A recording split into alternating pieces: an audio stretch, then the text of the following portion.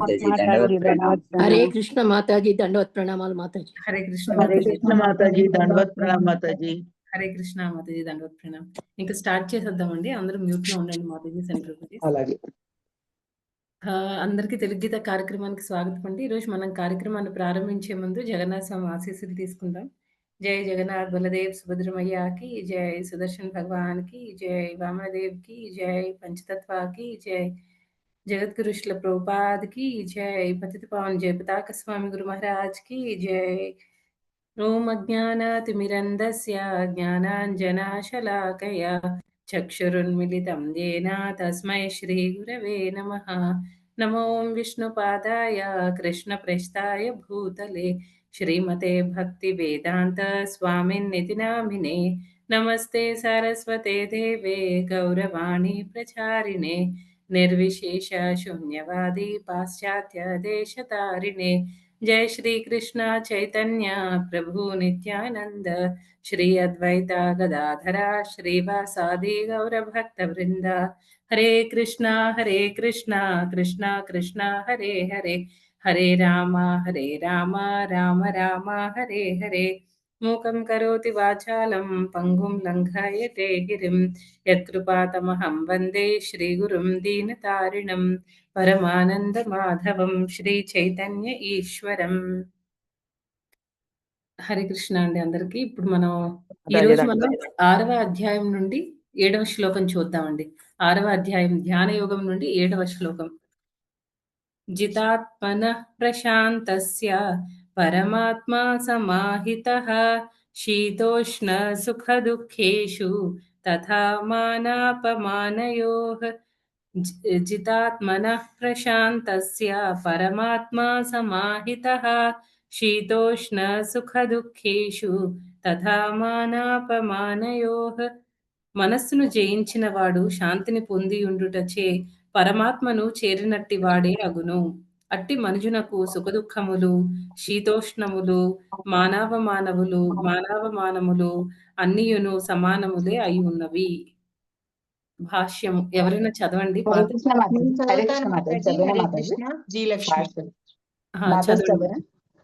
భాష్యము ఎల్లరి హృదయాలు. హరే కృష్ణ మాతాజీ దండవత్ ప్రణామాలండి. భాష్యము ఎల్లరి హృదయాలలో పరమాత్మనిగా కూర్చున్నట్టి భగవంతుని ఆదేశాన్ని పాటించడానికే నిజానికి ప్రతి జీవుడు ఉద్దేశించబడి ఉన్నాడు. మనస్సు బాహ్య మాయాశక్తిచే దారి తప్పినప్పుడు మనిషి భౌతిక కలాపాలలో చిక్కుబడతాడు. అందుకే ఏదో ఒక యోగ పద్ధతి ద్వారా మనస్సు వశము కాగానే మనిషిని గమ్యము చేరిన వానిగా భావించాలి. మనిషి ఉన్నతమైన ఆజ్ఞకు కట్టుబడి ఉండాలి. మనస్సు ఉన్నత ప్రకృతిలో నెలకొన్నప్పుడు మనిషికి భగవదాజ్ఞను పాటించడము తప్ప గత్యంతరము ఉండదు. మనస్సు ఏదో ఒక ఆజ్ఞను అంగీకరించి దానిని పాటించాలి. మనోనిగ్రహ ప్రభావం ఏమిటంటే మనిషి అప్రయత్నంగానే పరమాత్మని ఆదేశాలను పాటిస్తాడు. కృష్ణ భక్తి భావంలో ఉన్నవానిచే ఈ దివ్యస్థితి తక్షణమే పొందబడిన కారణంగా భగవద్భక్తుడు సుఖదుఖాలు శీతోష్ణాలు వంటి ద్వంద్వాలచే ప్రభావితుడు కాడు. ఈ స్థితే ఆచరణీయమైన సమాధి అంటే భగవంతునిలో లగ్నం చెందడం అవుతుంది. Thank you Mataji. హరే కృష్ణ దండవత్ ప్రణామాలు. హరే కృష్ణ మాతాజీ దండవత్ ప్రణామం. ఓకే, ఒక్క నిమిషం ఉంది.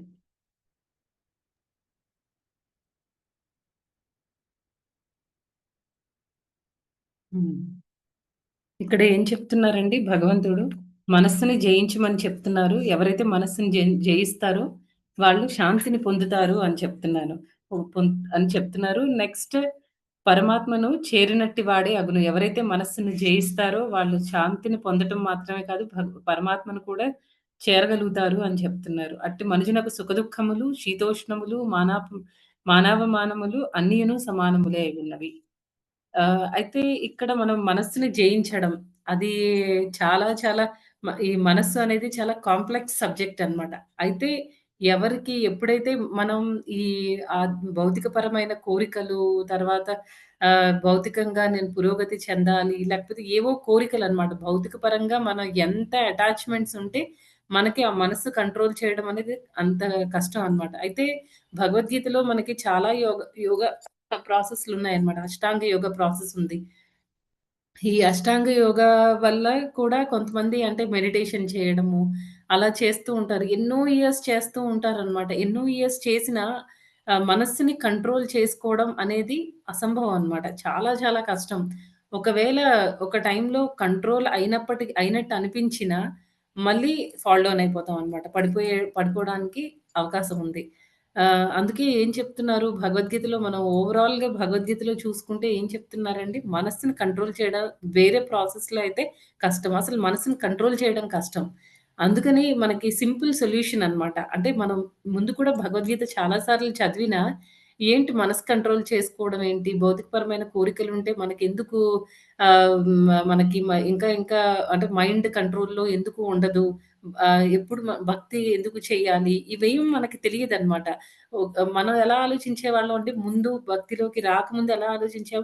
ఈ అష్టాంగ ప్రాసెస్‌లవి యూజ్ చేయడం వల్ల అంటే ప్రాణాయామం అవన్నీ చేయడము, అన్నిటి వల్ల మనకి స్ట్రెస్ తగ్గుతుంది. మైండ్ కంట్రోల్‌లో ఉంటుంది. ఇవన్నీ మనం విన్నాము. మనలో కొంతమంది ప్రాక్టీస్ కూడా చేసుంటారనమాట.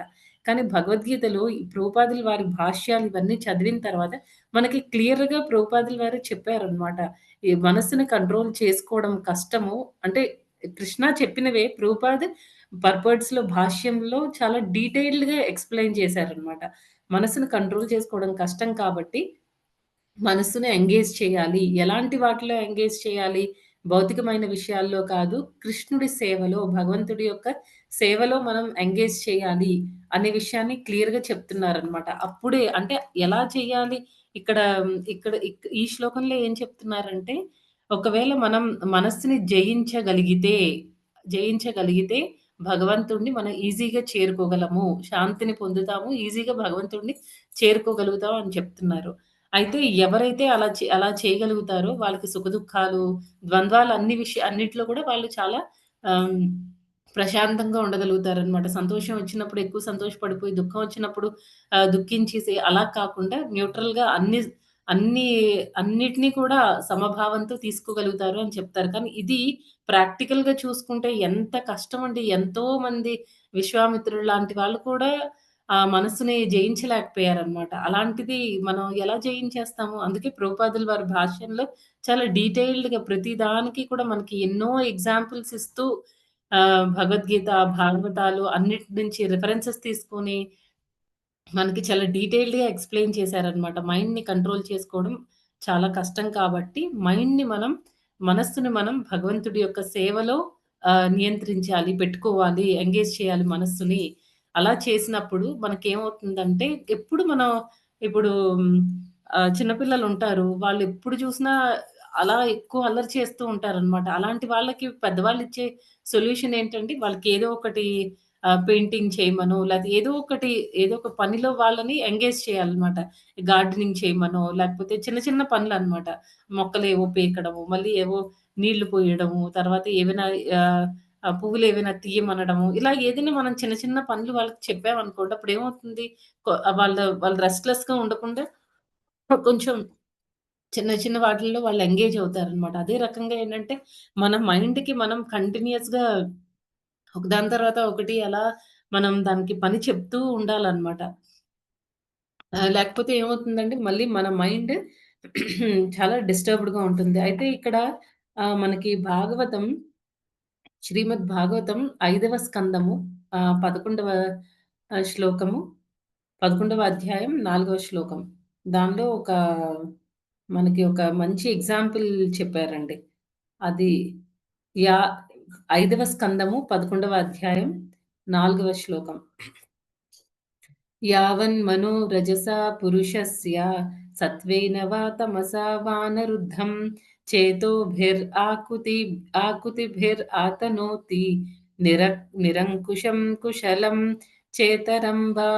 ఇక్కడ ఏం చెప్తున్నారంటే ఎప్పుడైతే మనకి ఈ మన జీవి ఎప్పుడైతే ఈ భౌతిక త్రిగుణాలలో పడి కొట్టుకొని ఉంటాడో అప్పుడు అతని మైండ్ ఎలా ఉంటుందంటే ఇండిపెండెంట్‌గా కంట్రోల్ లేని ఎలిఫెంట్ లాగా ఉంటుంది. ఏనుగులాగా ఉంటుంది అని చెప్తున్నారనమాట. ఆహ్, అంటే ఎలాగంటే ఇప్పుడు జనరల్‌గా గుంపులో చాలా సార్లు అంటే నేను మామూలుగా ఒక్కొక్కసారి మనం ఈ సఫారీకి సంబంధించినవి అవి చూస్తూ ఉంటాం కదా! చూసినప్పుడు ఎప్పుడు గుంపుగా ఉండే ఎలిఫెంట్స్ ఎప్పుడు అంత తొందరగా అటాక్ చెయ్యవనమాట. అవన్నీ అలాగా వస్తాయి. అలా అన్ని గుంపులో అలా వెళ్ళిపోతాయన్నమాట.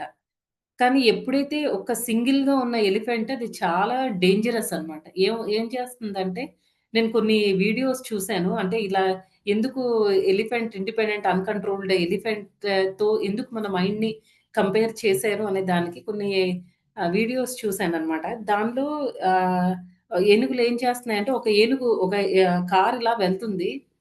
సడెన్‌గా అది ఒక్క సింగిల్‌గా ఉన్న ఎలిఫెంట్ అన్నమాట. దూరం నుంచి కొంతసేపు చూసింది.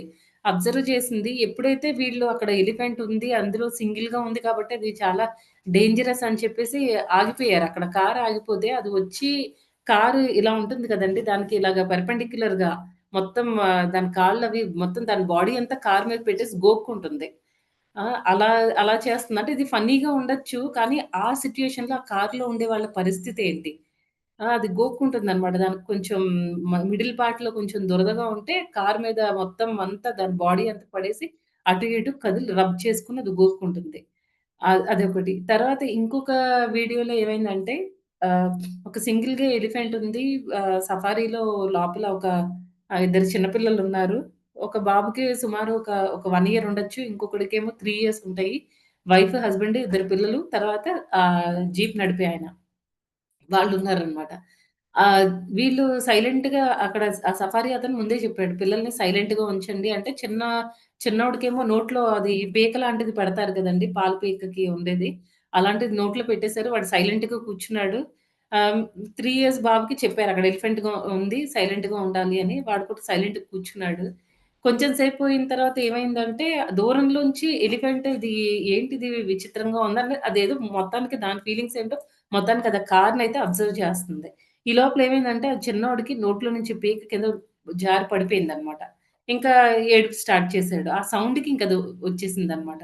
అది ఇంక స్టార్ట్ అయింది అక్కడి నుంచి వీళ్ళు మళ్ళీ వెనక్కి స్టార్ట్ అయిపోయి వీలైనంత ఫాస్ట్‌గా అక్కడి నుంచి వెళ్ళిపోయారనమాట. లేకపోతే వాళ్ళ పరిస్థితి ఏమవుతుంది? అదే చాలా కొన్ని ఉన్నాయి గుంపులుగా వెళ్తున్నాయన్నమాట. గుంపుగా వెళ్ళేవి అంత తొందరగా అటాక్ చేయవు. ఎప్పుడైతే సింగిల్‌గా ఉన్న ఎలిఫెంట్ ఉంటుందో అది కంపల్సరీ మనుషుల్ని అంటే ఆ జీపుల్ని వాటిని అటాక్ చేయడానికి అవకాశం ఉందన్నమాట. కదిలారనుకోండి కొంచెం కదిలినా తీసి అవతల పడేస్తుంది. అలా ఏంటంటే ఇక్కడ అదే చెప్తున్నారు ఈ శ్లోకంలో. ఆహ్, హ్మ్. సత్వేన వా తమసా వానరుద్ధం చేతోభిర్ ఆకుతిభిర్ ఆతనోతి నిరంకుశం కుశలం చేతరం వా. ఇక్కడేం చెప్తున్నారంటే ఎవరైతే ఏ జీవి అయితే ఈ త్రిగుణాలలో త్రిగుణాలతో కంటామినేట్ చేయబడి ఉంటాడో అంటే కలుషితమై ఉంటాడో అప్పుడేమవుతుందంటే అతని మైండ్ ఈక్వల్ టు అది ఒక ఎలిఫెంట్ లాగా బిహేవ్ చేస్తుందనమాట.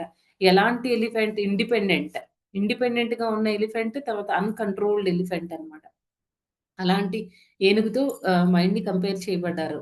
తర్వాత ఇక్కడేంటంటే వాళ్ళెలా ఆలోచిస్తారు? వాళ్ళకి జరుగుతున్న ప్రతీదీ కూడా నేను మంచి పని చేశాను. అందుకే నాకు మంచి జరుగుతుంది. అంతేకాని వాళ్ళకి మనకంటే ఒక సుపీరియర్ అథారిటీ ఉన్నారు. భగవంతుడున్నాడు. ఆయన శాంక్షన్ చేయనిదే ఏది జరగదు అని వాళ్ళకి అర్థం కాదనమాట. అంతా నేను చేసుకున్నాను. నేను మంచి పనులు చేశాను కాబట్టి నాకంతా మంచే జరుగుతుంది. అనే దానిలో ఉంటారనమాట. ప్రతిదానికి క్రెడిట్ వాళ్ళు తీసుకుంటారు. కానీ యాక్చువల్‌గా జరిగేదేంటండి, మనం ఎంత పుణ్యాత్ములమైనా సరే, మనం ఎంత గొప్పవాళ్ళమైనా సరే, మనకి మనకి ఎప్పుడు మనకు ఆ మంచి అనేది జరుగుతుందంటే, భగవంతుడు మనకి శాంక్షన్ చేయాలనమాట.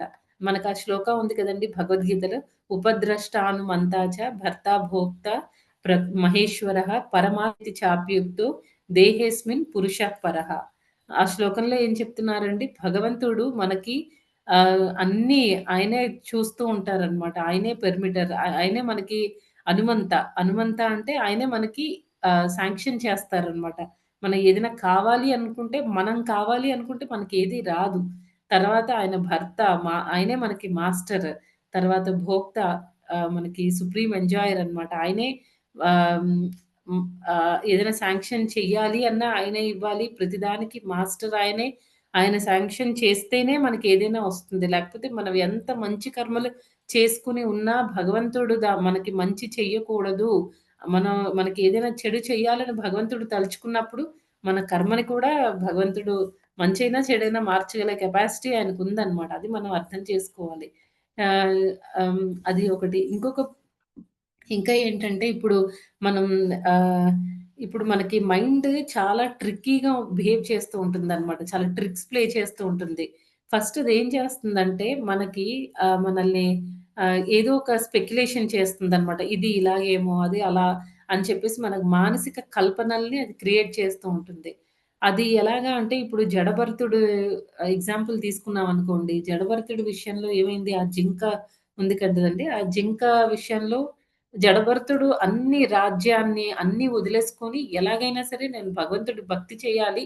భగవద్ధామానికి చేరుకోవాలి. భగవంతుడి సేవలో నేనింక నా జీవితాన్ని నేను గడపాలి అని అన్ని రాజ్య భోగాల్ని, అన్ని భోగభాగ్యాలన్నిటిని వదిలేసి ఆయన అడవికి వచ్చాడనమాట. వచ్చిన తర్వాత ఏమైంది అక్కడ జింకను చూడడం జరిగింది. ఆ జింకను చూసిన తర్వాత ఫస్ట్ అతనికి ఆ జింక తల్లి జింక చచ్చిపోవడం, తర్వాత ఇంకా ఆయనకి ఆ టైంలో ఆయనకేమనిపించిందండి, ఈ ఈ దీనికి తల్లి లేదు.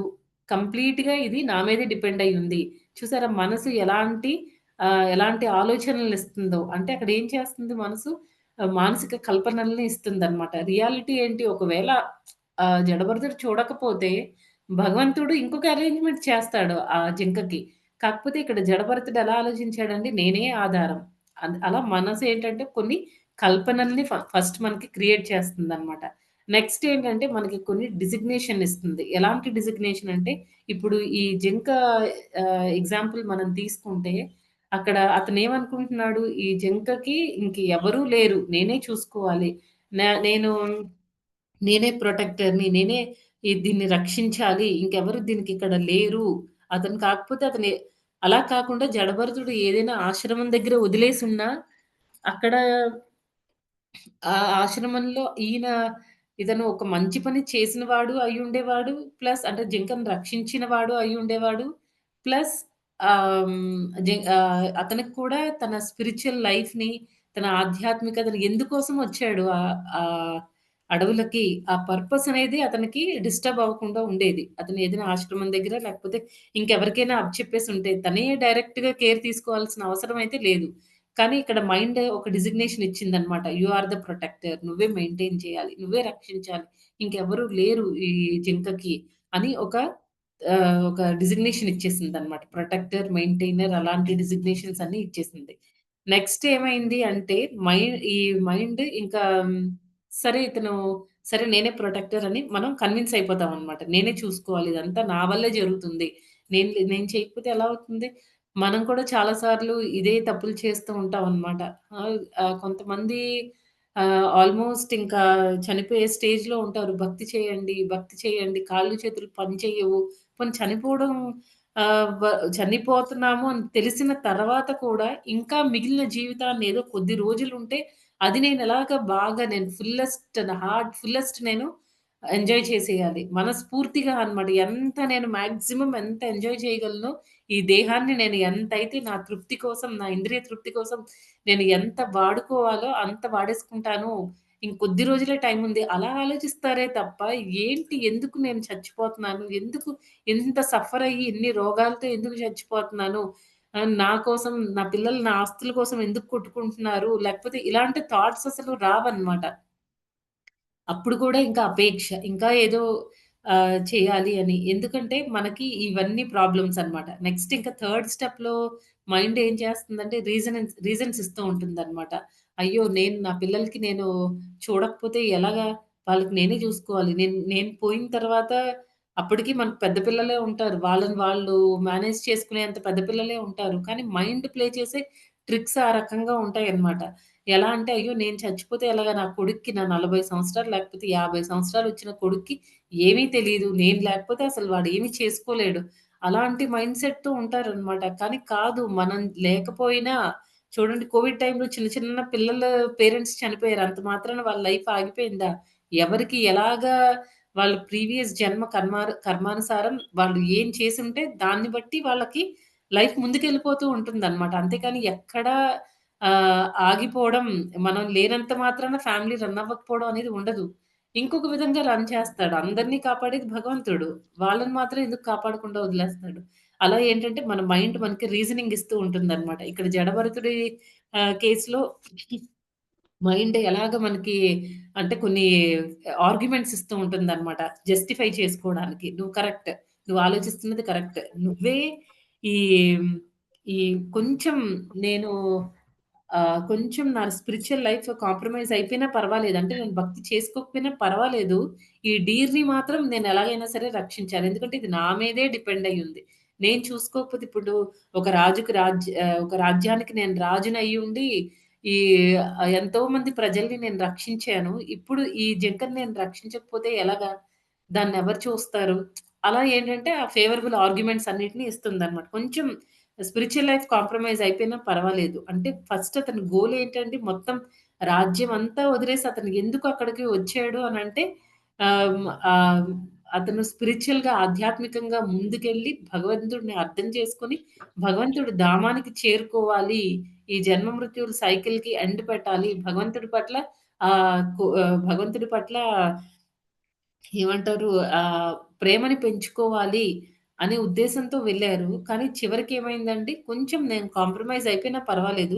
ఈ జింకని చూసుకోవడం నాకిప్పుడు ఫస్ట్ ప్రయారిటీ. ఈరోజు నేను మంగళారతి చేయకపోయినా పర్వాలేదు. ఈరోజు నేను ఈ సంధ్యాఆరతి చేయకపోయినా పర్వాలేదు. కానీ కొంచెం జింకని చూసుకోవాలి. ఇంకా ఆ స్టేజ్‌కొచ్చేసారనమాట. ఇలా వచ్చిన తర్వాత ఈ స్టేజ్‌కొచ్చిన తర్వాత ఇంకేమవుతుందంటే అయిపోయింది. అంతవరకు మన సాధన ఇంకా అన్నీ పోతాయన్నమాట. ఇలాంటి 3 ట్రిక్స్‌ని మైండ్ ప్లే చేస్తుంది. ఫస్ట్‌దేంటంటే కొన్ని రకాల అది మానసిక కల్పనల్ని ఇస్తుందన్నమాట. ఇచ్చి ఆహ్, హ్మ్, మనం చేయకపోతే ఎలాగా? ఆహ్, ఏం ఆహ్, అందరూ నా మీద డిపెండ్ అయ్యున్నారు. నే నా పిల్లలకి నేను లేకపోతే వాళ్ళెలాగా బతుకుతారు? ఇలాంటివేవో కల్పనలన్నమాట. వాస్తవం అది కాదు. అందరికీ ఉన్నాడు. అందరికీ భగవంతుడున్నాడు. మన ఒక్కళ్ళకి మాత్రమే కాదండి కృష్ణుడు. మొత్తం ప్రతి జీవికి ఉన్నాడు. అలాంటప్పుడు మనం లేనంత మాత్రాన ఏది ఆగదు. అన్నీ జరిగిపోతూనే ఉంటాయి. కాలం అంతా ఆగిపోదు. మనం అలా ఆలోచిస్తూ ఉంటాము. మనం మాత్రమే అలా ఆలోచిస్తాము. నిజానికి అది రియాలిటీ కాదు. అలా మానసిక కల్పనలిస్తుంది. Next designations ఇస్తుందనమాట. నేనే నా పిల్లల్ని చూసుకోవాలి. నాదే ఇదంతా. నేను లేకపోతే వాళ్ళేం చేసుకోలేరు. ఇలా మనకి డిజిగ్నేషన్‌లు ఇస్తూ ఉంటుంది. నెక్స్ట్ థర్డ్ స్టేజ్‌లో ఏంటంటే, థర్డ్ ట్రిక్ ఏం ప్లే చేస్తుందంటే, మనకి రీజనింగ్స్ ఇస్తుందనమాట. నువ్వు ఇలా చేయడంలో తప్పేం లేదు. పర్వాలేదు. నువ్వు ఇలాగే చెయ్యాలి. అది నిజం కాదు. అది అబద్ధం. అయినా సరే మన మైండ్ మనతో అలా ట్రిక్స్ ప్లే చేస్తూ ఉంటుందనమాట. అయితే మరి ఎలాగా? మనం ఎలా దీని నుంచి బయటపడాలి అంటే, ఈ ట్రిక్స్ అన్నిటిని మైండ్ ప్లే చేసే ఆ గేమ్స్ అన్నిటిని మనం దాని నుంచి ఆ గేమ్స్ నుంచి మనం బయటపడాలి అనంటే, మనం ఒక్క విషయం అర్థం చేసుకోవాలనమాట. మనం లేనంత మాత్రాన ఏది ఆగదు. భగవంతుడు అన్నిటికి ఉన్నాడు. ఎప్పుడైతే మనం భగవంతుడికి ఎప్పుడైతే మనం ఆహ్, హ్మ్, భగవంతుడికి ఎప్పుడైతే మనం ఆహ్, సరెండర్ అవుతామో అప్పుడు మనకి మంచి జరుగుతుంది. భగ్ భగవంతుడి కంట్రోల్‌లో ఉండాలి. మన మైండ్ ఎప్పుడు కూడా భగవంతుడి యొక్క ఆధ్వర్యంలో నడుచుకుంటే అది మనకి మంచి జరుగుతుందనమాట. లేకపోతే ఏమవుతుందండి, ఇప్పుడు మొన్న ఈ మధ్యనే ఏదో లెక్చర్‌లో విన్నాం. ఆహ్, ఆ! మనకి ఆహ్, నా కంపెనీలో నేను బెస్ట్ ఎంప్లాయీని. ఇప్పుడు నేను ఇలాంటి వర్క్ నాకిచ్చారేంటి? నేనెందుకు చేయాలి? అంటే అదొక మెంటల్ డిజిగ్నేషన్ అన్నమాట. మనకి భౌతికపరమైన డిజిగ్నేషన్. నేను నా కంపెనీలో బెస్ట్ ఎంప్లాయీని, లేకపోతే నా కంపెనీలో నేను సీఈఓని. నేను ఇలాంటి పనులన్నీ నేనెందుకు చేస్తాను? ఆ! ఇస్కాన్‌కి నేనెందుకు వెళ్తాను? ఇస్కాన్‌కొచ్చినప్పుడు నేనెందుకు గిన్నెలు కడగడము, లేకపోతే ఆరతి ప్లేట్ కడగడం ఇలాంటివన్నీ నేనెందుకు చేస్తాను? నేను వెళ్లి డైరెక్ట్‌గా వ్యాసాసనంలో కూర్చొని నేను లెక్చర్ ఇవ్వాలి. అలాంటి ఆలోచనలన్నీ వస్తాయన్నమాట. ఈ మైండ్ చేసే ఫాల్ట్స్ ఇవన్నీ. అలా కాకుండా స్లోగా ఎప్పుడైతే మనం ఈ హరే కృష్ణ మహామంత్రాన్ని జపం చేస్తూ అంటే మనం ఆహ్ ఎంత అంటారు కదండీ! ఎదిగే కొద్దీ ఒదగాలి అని. అది భక్తి జీవితంలో మనకి చాలా చాలా ఇంపార్టెంట్ అన్నమాట. ఎప్పుడైతే మనం ఆ మూడ్‌లోకి వస్తామో, ఎప్పుడైతే మనం భక్తిలో ఎదిగే కొద్దీ ఇంకా నేను చాలా నా లెవెల్ చాలా తక్కువ. నేనేమి చేయడం లేదు భగవంతుడికి. ఇంకా చేయాల్సింది చాలా ఉంది. అందరూ నాకంటే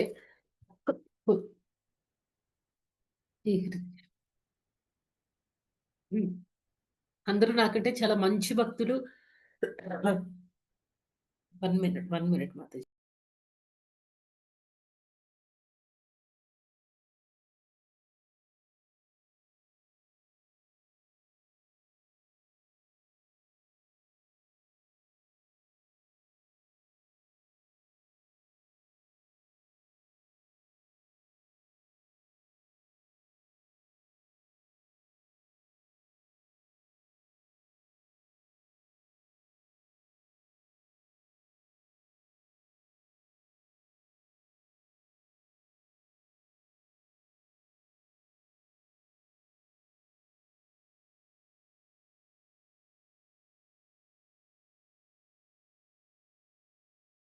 హరే కృష్ణ మాతాజీ రావట్లేదు. మాతాజీకి దగ్గు వచ్చింది కదా, కొంచెం రెస్ట్. మ్యూట్ లో ఉన్నారు మాతాజీ. ఓకే. హరే కృష్ణ మాతాజీ. సారీ మాతాజీ, మధ్యలో కొంచెం దగ్గు వచ్చింది. అందుకే నేను ఆపాను. ఓకే. అయితే ఇక్కడ మైండ్‌ని ఏం చేయాలంటే, మనం ఆ మెటీరియల్ డిజిగ్నేషన్స్ అన్నిటిని మనం వదిలేయాలి. వదిలేసి మైండ్‌ని కంప్లీట్‌గా ఇర్రెస్పెక్టివ్ ఆఫ్ అవర్ పొజిషన్, అంటే మనం ఎంత ఏ స్థాయిలో ఉన్నప్పటికీ కూడా మనకంటే సుపీరియర్స్ దగ్గర, అది భక్తులు కావచ్చు, లేకపోతే మన ఇంట్లో పెద్దలు కావచ్చు, వాళ్ళ దగ్గర ఎప్పుడైతే మనం అణిగి, మణిగి, ఒదిగి ఉంటామో, అప్పుడు మనం చాలా ప్రోగ్రెస్ అవ్వడానికి అవకాశాలుంటాయన్నమాట. ఇప్పుడు ఒకవేళ మనం భగవంతుడికి సరెండర్ అవ్వలేదు. అప్పుడు ఏమవుతుందంటే, ఇప్పుడు మనం ద్రౌపది ఎగ్జాంపుల్ చెప్పుకోవచ్చు కదా! ద్రౌపది విషయంలో ఏం జరిగింది? ఆవిడ చేత్తో పట్టుకుంది. నోట్లో పళ్ళతో గట్టిగా చీరను పట్టుకోవడానికి ట్రై చేసింది. కానీ దుశ్శాసనుడి బలం ముందు ద్రౌపది బలం ఎంత మాత్రం అండి. అయితే ఆవిడ ఏం చేసింది, ఎప్పుడైతే దుశ్శాసనుడు అలాగా బిహేవ్ చేయడం స్టార్ట్ చేసాడో, వెంటనే ఆవిడ ఫస్ట్ ఎవరిని చూసింది? భర్తల్ని చూసిందనమాట. 5గురు తలదించేసుకున్నారు. ఎవ్వరు ఏమి చేయలేకపోయారు. తర్వాత ఎవరిని చూసిందండి? భీష్ముడు, ద్రోణాచార్యుడు, ధృతరాష్ట్రుడు, వీళ్ళందరిని చూసింది. వాళ్ళు కూడా ఏమి చేయలేకపోయారు. అప్పుడు ఆహ్, ద్రౌపదికి ఒక విషయం అర్థమైందనమాట. ఇదంతా వీళ్ళెవరు నాకేమి ఏ రకంగా కూడా హెల్ప్ చేయలేరు. ఫస్ట్ ఆఫ్ ఆల్ తన బలం మీద తనకి నమ్మకం వదిలిందనమాట. నేనేం చేసుకోలేను. నన్ను నేను రక్షించుకోలేను. తర్వాత వాళ్ళందరిని చూసినది ఎవరు ఏమి చేయలేరు. ఇంకా ఆవిడకి ఒకే ఒక ప్రొటెక్షన్ అన్నమాట. ఒకే ఒక షెల్టర్, ఆశ్రయం ఒక్కటే ఒకటుంది. అదేంటండి? భగవంతుడు. 2 చేతులు ఎత్తేసిందనమాట. 2 చేతులు ఎత్తేసింది అంటే దాని అర్థం ఏంటి? I'm completely yours. నేను కంప్లీట్‌గా పూర్తిగా నేను నీ దానిని. తర్వాత సరెండర్ నా అండి చేతుల్లో మాతాజీ. ఏమీ లేదు. సరెండర్ అన్నమాట. తను కంప్లీట్‌గా సరెండర్ అయిపోయింది. నా చేతుల్లో ఏమీ లేదు. నువ్వే నన్ను రక్షించాలి అని. అందుకే మనకి ఈవెన్ చైతన్య మహాప్రభు, తర్వాత నిత్యానంద ప్రభు వాళ్ళ ఫోటోస్ ఎప్పుడు కూడా ఎలా ఉంటాయంటే, 2 హ్యాండ్స్ కంప్లీట్‌గా రైజ్ చేసి ఉంటాయన్నమాట. కదండీ! కంప్లీట్‌గా హ్యాండ్స్ పైకెత్తేస్తారు చేతులు 2. అంటే దాని అర్థం ఏంటి? మన చేతుల్లో ఏమీ లేదు. అంతా భగవంతుడే చూడాలి. చిన్న చిన్న విషయాలనే మనం ఏమి చేసుకోలేనప్పుడు, మనల్ని మనం రక్షించుకోవడం అలాంటివన్నీ మనం ఎలా చేయగలమండి? అదసలు సాధ్యం కాదనమాట. మనకి ఇష్టం ఉన్నా లేకపోయినా ఫ్యాక్ట్. నిజం నిజమే అన్నమాట. అదేంటంటే భగవంతుడే అందరికి అందరిని మెయింటైన్ చేసేవాడు, ప్రొటెక్ట్ చేసేవాడు. ఇవన్నీ మనకి ఎలాగ ఈ థాట్స్ అన్నీ వస్తాయి. అన్నీ వింటూ ఉంటాం. భగవద్గీత, భాగవతం ఎంతోమంది, మీరు నేను కాదు. ఎంతోమంది ప్రపంచంలో చదువుతున్నారు. కానీ ప్రాబ్లమొచ్చినప్పుడు మర్చిపోతారనమాట. ఏం చదివారో అది ఇంప్లిమెంటేషన్ చెయ్యలేరు. ఎందుకంటే కష్టం. ఆహ్, వాళ్ళు భక్తి అనేది కన్విన్స్ అవ్వలేదు. మనం చదివింది మనం ఇంప్లిమెంట్ చేయడం లేదు అంటే దాని అర్థం ఏంటండి? థియరిటికల్‌గా చదువుతున్నాము. కానీ ప్రాక్టికల్‌గా మనం దాన్ని ఇంప్లిమెంట్ చేయట్లేదు. ఎందుకు ఇంప్లిమెంట్ చేయము అంటే, ఒక ప్రాబ్లమ్ ఏంటి అంటే, అన్నీ వదులుకోవాలి అంటే బాధ. నేనే గ్రేట్ అనుకోవడం ఈజీ. నేను తక్కువ, అందరూ గ్రేట్ అనుకోవడం అది చాలా కష్టం అన్నమాట. మన ఇగో చాలా హర్ట్ అవుతూ ఉంటుంది. మన అహంకారం చాలా అడ్డొచ్చేస్తూ ఉంటుందన్నమాట. అందుకే కష్టం. నెక్స్ట్ ఇంకా హ్మ్.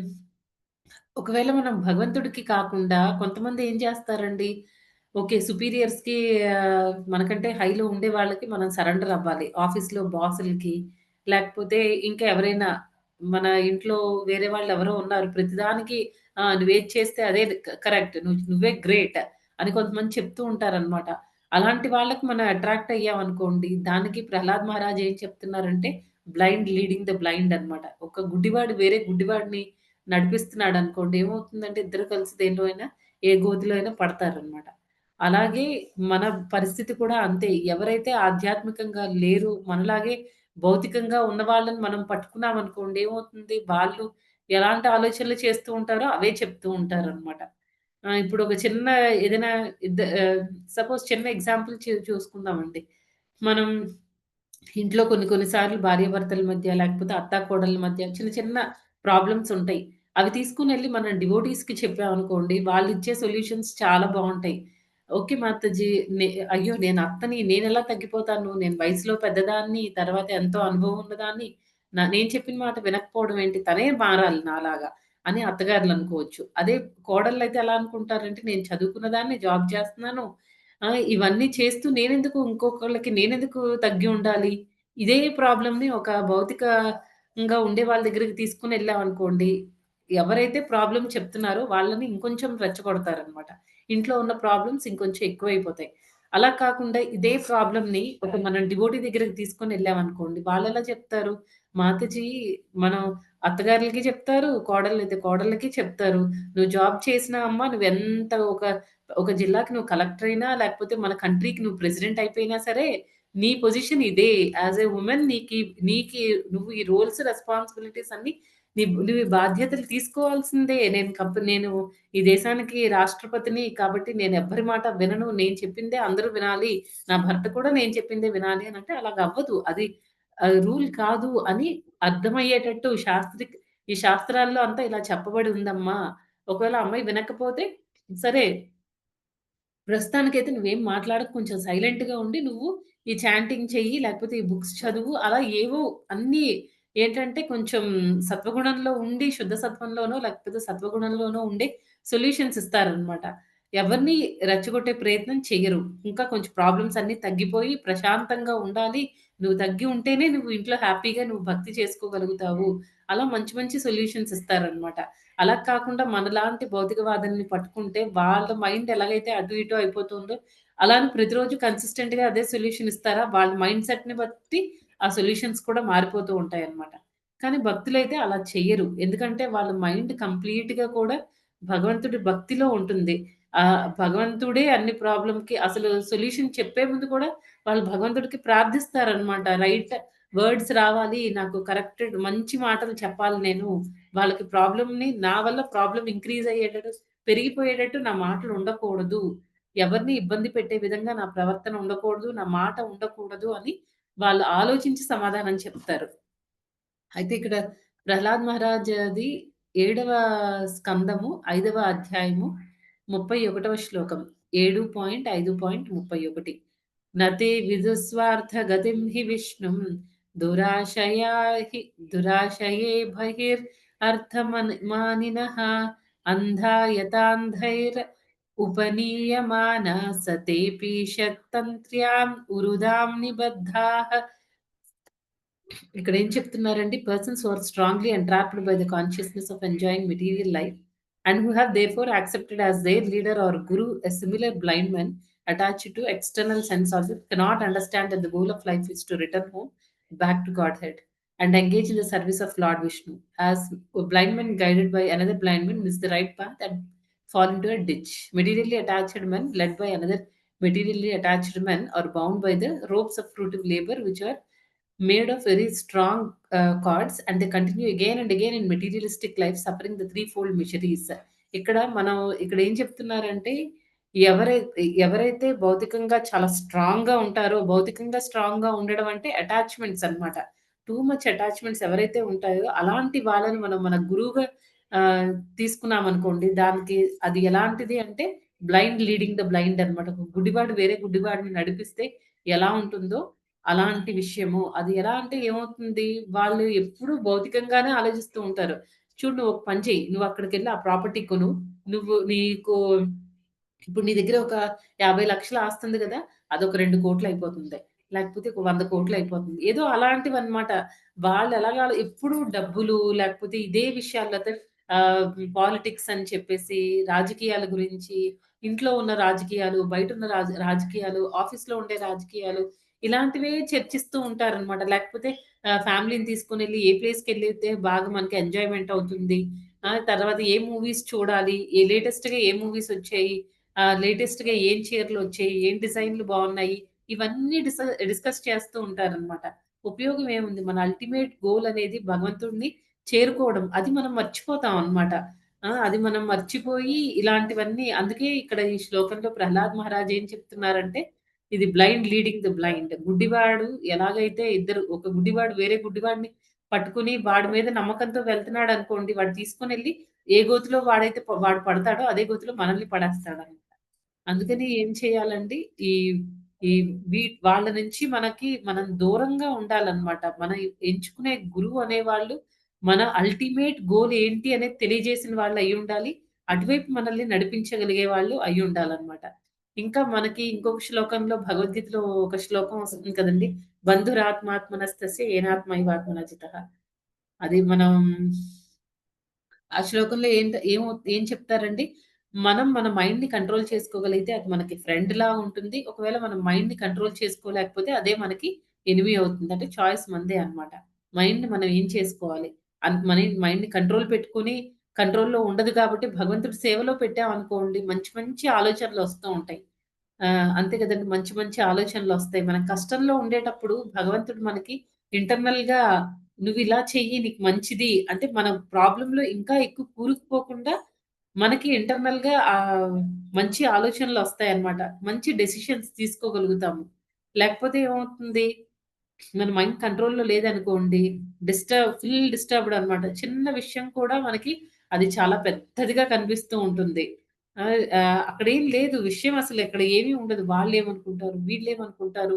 అందరికీ ఎవరి పనులు ఆళ్ళకున్నాయి. ఎవ్వరు మన గురించి ఆలోచించే అంత టైం ఎవరు ఇవ్వలేరు. అది ఈ రోజుల్లో పరిగెత్తుతున్నారు అందరూ. ఆ! అందరూ పరిగెత్తుతున్నారనమాట. ఎవరికి మన గురించి కూర్చొని ఆలోచించి ఇదిలా జేసింది, అలా జేసింది ఇవన్నీ ఆలోచించేంత టైం కూడా లేదనమాట. తర్వాత ఇంకా ఏంటంటే అందుకే మనం మైండ్‌ని భగవంతుడికి ఎప్పుడైతే సమర్పిస్తామో భగవంతుడి గురించి ఆలోచించడము 24 అవర్స్ కూడా భగవంతుడి ధ్యానంలో ఉంటాము. అప్పుడేమవుతుందంటే భగవంతుడి ధ్యానంలో ఉండడం అంటే కూర్చొని నేను ఓన్లీ చాంటింగ్ చేస్తాను. లేకపోతే కూర్చొని రోజంతా నేను భాగవతం చదువుతాను. అదొక్కటే కాదండి. మన రకరకాల యాక్టివిటీస్ అన్నమాట. ప్రభుపాద ఇచ్చిన మన షెడ్యూల్ ఫాలో అయిపోతే చాలు. ఇంక మనం ఏమి ఎక్స్‌ట్రా చేసేయక్కర్లేదు. అప్పుడేమవుతుంది భగవంతుడు చైత్య గురువులా ఉంటారు. భగవంతుడు మనకి డైరెక్ట్ ఇన్‌స్ట్రక్షన్స్ ఇస్తారు. ఒక్కొక్కసారి మనకి భగవంతుడు లోపల నుంచి చెప్తున్నా మనకర్థం కాదు. అప్పుడు మనం ఎవరి మీద డిపెండ్ అవుతామండి? మన ఆధ్యాత్మిక గురువు మీద. మన ఆధ్యాత్మిక గురువు కూడా మనకి మంచి ఆలోచనలిస్తారు. ఇప్పుడు మనకి చాలా మంది ఇస్కాన్‌లో ఉన్న గురువులు లైక్ జయపతాక్ స్వామి గురు మహారాజ్ కానీ, జయపతాక్ స్వామి గురు మహారాజ్ అయితే ప్రతి మెయిల్‌కి కూడా రిప్లై ఇస్తారనమాట. అంటే సొంతగా ఆయన కూర్చొని టైప్ చేస్తారు అది కాదు. ఆయన సిమిలర్ ప్రాబ్లమ్స్ ఏవైనా ఉన్నాయనుకోండి, అప్పుడు వాళ్ళ సర్వెంట్స్ వాళ్ళు గురు మహారాజ్ సర్వెంట్స్ వాళ్ళు సొల్యూషన్ పంపిస్తారనమాట. కంపల్సరీ మనకేదైనా ప్రాబ్లమ్ ఉండి మన మెయిల్ పంపిస్తే రిప్లై వస్తుంది. అలా వాళ్ళకేమవసరం అండి ఎంత బిజీగా ఉంటారు. గురు మహారాజ్ అసలు రోజంతా ఆయన ఆక్యుపైడ్ అనమాట. ఏవేవో మీటింగ్స్ ఒక పక్క ఆయనకి డయాలిసిస్ అవి అవుతున్నా సరే ఖాళీగా కూర్చోరు. సర్వెంట్స్‌ని ఎవరైనా కూర్చోబెట్టి బుక్స్ చదవమనో, లేకపోతే ఆ టైంలో ఏమైనా మీటింగ్స్ ఉంటే ఆ మీటింగ్ అటెండ్ అవ్వడమో ఏదో ఒకటనమాట. అలా కంప్లీట్‌గా ఆక్యుపైడ్‌గా ఆహ్, కంప్లీట్‌గా వాళ్ళు ఇంకా దానిలోనే ఉంటారనమాట. వాళ్ళకి తెలుసు ఎప్పుడు ఎవరిని ఎలా కరెక్ట్ చేయాలి అవన్నీ కూడా. ఒకసారి ఏమవుతుందంటే మొన్న రీసెంట్‌గా విన్నానిది. ఒక మాతాజీ ఆ మాతాజీ పేరు నాకు ఫుల్‌గా గుర్తులేదు. కానీ ఆ మాతాజీ పేరు దేవిదాసి అలా వస్తుందనమాట. మాతాజీ ఏమో ఒకసారి ఆవిడ చేసే దోసెలంటే గురు మహారాజ్‌కి చాలా ఇష్టం అంట. స్పెషల్‌గా అడిగి మరీ చేయించుకుంటారు. ఈ మాతాజీ ఏంటంటే ఆవిడ చాలా హ్యాపీగా ఫీల్ అయిపోయి చాలామంది వేరే డివోటీస్‌కి మాతాజీ చెప్పడం స్టార్ట్ చేశారనమాట. ఓహ్! నా దోసలంటే గురు మహారాజ్‌కి చాలా ఇష్టం. అడిగి మరీ చేయించుకుంటారు అని. ఆ మాతాజీ ఇంకా కొంచెం ఒక టైప్ ఆఫ్ అహంకారం అనేది స్టార్ట్ అయిపోయిందనమాట మాతాజీలో. అప్పుడు ఇంకా గురు మహారాజ్ తర్వాత ఇంకొకసారి గురు మహారాజ్‌కి దోస చేయాల్సొచ్చింది. ఆ రోజు ఆవిడ ఎన్ని సార్లు చేసినా దోస పెనంకి అతుక్కుపోతుందనమాట. సరిగ్గా రావట్లేదు. అన్నీ బ్రేక్ బ్రేక్ అయిపోతున్నాయి. అన్నీ విరిగిపోతున్నాయన్నమాట దోసలన్నీ. ఇంకప్పుడు మాతాజీకి ఒక పక్క అంటే ఏదో మనకి ఒక్కొక్కసారి మనం కూడా అదే స్థితిలో ఉంటాం కదండీ! మనం అన్నీ అన్నీ చేస్తున్నామని అనుకుంటాము. కానీ మనం ఒక్కొక్కసారి ఎప్పుడు చేయగలిగేది కూడా మనం చేయలేకపోతాం. అప్పుడు వెంటనే మనకేమనిపిస్తుంది, ఓహ్! నేనేదో తప్పు చేశాను. అందుకే నాకిలా జరుగుతుంది. మాతాజీకి కూడా సేమ్ అలాగే అనిపించింది. ఇంకా గురు మహారాజ్ దగ్గర కూర్చొని ఆవిడింక ఏడుపు, ఏడుపు, ఏడుపు అనమాట. గురు మహారాజ్ నేను చాలా అపరాధం చేశాను. నేను చాలా అహంకారం ఫీల్ అయ్యాను. అందుకే ఇప్పుడు నేను ఎప్పుడు రెగ్యులర్‌గా బాగా చేయగలిగే దోసలు కూడా ఇప్పుడు నేను చేయలేకపోతున్నాను. అంటే ఇది మనకి ఏమి ఇండికేట్ చేస్తుందండి? వితౌట్ కృష్ణాస్ మెర్సీ మనం ఏది చేయలేం. కృష్ణ మెర్సీ ఉండాలి. ఆధ్యాత్మిక గురువు దయ ఉంటేనే మనం దోస చూడండి ఎంత సింపుల్ విషయమో. మనం అనుకుంటాము. కానీ ఎప్పుడైతే నేనే చేయగలను, నేను గ్రేట్ అనే ఆ చిన్న ఫీలింగ్ ఎప్పుడైతే స్టార్ట్ అవుతుందో, ఆ మెర్సీ అనేది స్టాప్ అయిపోతుందనమాట. ఎప్పుడైతే ఆ మెర్సీ అనేది, కరుణ అనేది స్టాప్ అయిపోతుందో, ఇంక మనం ఆ చిన్న చిన్న పనులు కూడా మనం చేయలేమనమాట. జపం చేయడానికి నోటికి మనకు ఆ నామం కూడా రాదు. అంతలాగా భగవంతుడు మనల్ని భగవంతుడి మెర్సీ ఫ్లో అయ్యేంత వరకే, ఆ దయ అనేది మనకి వస్తున్నంత వరకే మనం ఏదైనా చేయగలం. అదెప్పుడు గుర్తుపెట్టుకోవాలి. దేనికి క్రెడిట్ తీసుకోవడానికి మనకి స్కోపే లేదు. అలా తర్వాత మాతాజీ ఇంకా కూర్చొని గురు మహారాజ్ దగ్గర కూర్చొని ఏడుపు ఏడుపనమాట. ఇంకా గురు మహారాజ్‌కి మాతాజీ అంతా కంప్లీట్‌గా ఆవిడలో ఉన్న అహంకారం అంతా క్లియర్ అయిపోయింది అని అనిపించిన తర్వాత అప్పుడు గురు మహారాజ్ ఇప్పుడు వెళ్లి చెయ్యి. ఇప్పుడు దోస చెయ్యి నాకు అని అడిగారు. మళ్ళీ వెళ్లి మాతాజీ చేసేసరికి అన్నీ పర్ఫెక్ట్‌గా వచ్చాయన్నమాట దోసలన్నీ. అది చూడు దోసే కదా అనుకుంటాం మనం. కానీ ఒక్కొక్కసారి మనకు కూడా అవుతూ ఉంటుందన్నమాట. ఈరోజు నేను కృష్ణకి సూపర్ దోస చేసి పెడతాను అని అనుకుంటాం. కానీ ఒకటి సరిగ్గా రాదు. కదండీ! అలా ఎన్నో ఇన్‌స్టెన్సెస్ అన్నమాట. ఈరోజు మనం క్లాస్ నేను చాలా బాగా చెప్పేయాలి అని అనుకున్నామనుకోండి, ఏమవుతుంది ఆ రోజు మనకి ఎప్పుడు మనం చాలా ఈజీగా చెప్పే పాయింట్స్ కూడా చిన్న చిన్న శ్లోకాలు కూడా మనం మర్చిపోతాం. ఈవెన్ మన హరే కృష్ణ మహామంత్రంలో తడబడినా సరే ఆశ్చర్యం లేదు. అలా అయిపోతాం అన్నమాట. అందుకని దేనికి మనం క్రెడిట్ అనేది తీసుకోకూడదు. మన మైండ్ తర్వాత మన సెన్సెస్‌ని అన్నిటిని కూడా మనం ద భగవంతుడి భగవంతుడి సేవలో ఎప్పుడైతే పడతామో అన్నీ ఎక్దమ్ పర్ఫెక్ట్‌గా వచ్చేస్తాయన్నమాట. అందుకే భగవంతుడు ఇక్కడ ఇంకో శ్లోకంలో మన మన మైండ్‌ని ఫ్రెండ్‌గా చేసుకోవాలా? లేకపోతే ఎనిమీగా చేసుకోవాలా? అనేది మన చేతుల్లోనే ఉంటుంది. మైండ్‌ని ఫ్రెండ్‌గా చేసుకోవాలి అనంటే మనం ఏం చేయాలంటే భగవంతుడి సేవలో పెట్టాలి మైండ్‌ని.